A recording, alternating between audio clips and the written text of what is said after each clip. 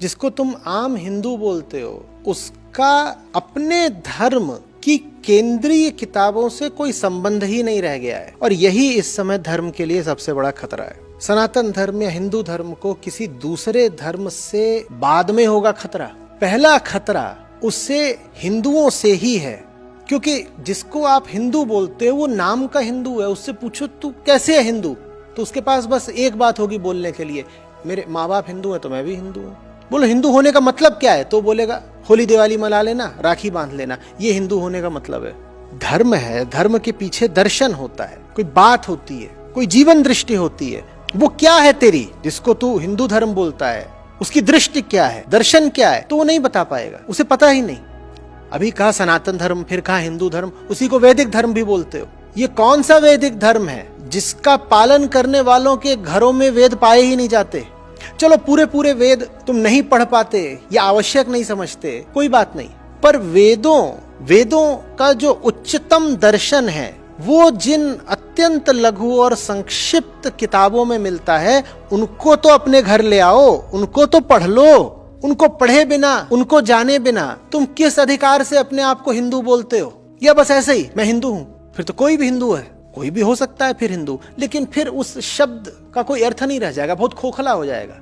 उदाहरण के लिए आप अगर कहते हो कि मैं वैज्ञानिक हूं, तो इसका मतलब आपको विज्ञान पता है। और कोई पहचान बताओ अपनी, आप कहते हो आप खिलाड़ी हो, तो इसका मतलब आपको खेलना आता है, कोई विशेष बात है जो आपको पता है। वैसे ही जब आप कहते हो मैं हिंदू हूं, तो मुझे बताओ आपको क्या पता है। और ये तो छोड़ दो कि उपनिषद नहीं पढ़े हैं आम हिंदू ने। अब तो हालत ये है कि जो पीढ़ी निकल के आ रही है, इसे रामायण महाभारत का भी कुछ पता नहीं। रामायण महाभारत का महत्व तो उपनिषदों जितना नहीं हो सकता, उनमें संस्कृति ज्यादा है, दर्शन कम है, लेकिन संस्कृति की भी अपनी कुछ महत्ता है। तो आजकल के तो छोटे बच्चे हैं, उनको रामायण महाभारत भी नहीं पता, उपनिषद कहाँ से पता होंगे। ये है सबसे बड़ा खतरा। एक पूरी धारणा ही बनती जा रही है कि इन ऊंची किताबों का धर्म में कोई खास महत्व नहीं है।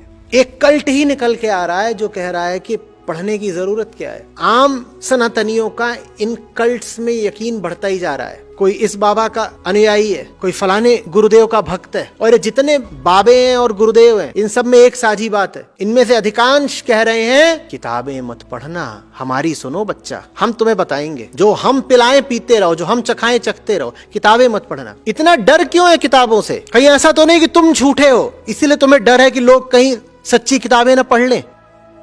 पर अनादर, गीता के प्रति अनादर, सब ग्रंथों के प्रति अनादर, और ये अनादर फैलाने में सबसे आगे हैं आजकल के जितने व्यवसायी और पेशेवर गुरु लोग हैं, क्योंकि इनका धंधा चलेगा नहीं अगर तुम्हें गीता समझ में आ गई। इतना बताए देता हूं, ये सिर्फ उस दिन तक चल सकते हैं जिस दिन तक तुम कृष्ण से दूर हो। जिस दिन तुमको कृष्ण और अष्टावक्र समझ में आने लग गए, गुरु महाराज का धंधा तुरंत बंद हो जाएगा, क्योंकि तुम्हें दिख जाएगा कि गुरु महाराज एक नंबर के ठग हैं। होली दिवाली मनाने से या हिंदू नाम रख लेने से तुम हिंदू नहीं हो जाते। कुछ जानोगे, कुछ लिखोगे, कुछ पढ़ोगे।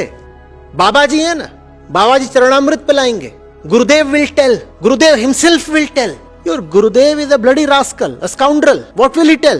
WhatsApp पढ़ लेंगे, पैम्फलेट पढ़ लेंगे, इरोटिका पढ़ लेंगे, पॉर्न पढ़ लेंगे, गीता नहीं पढ़ेंगे।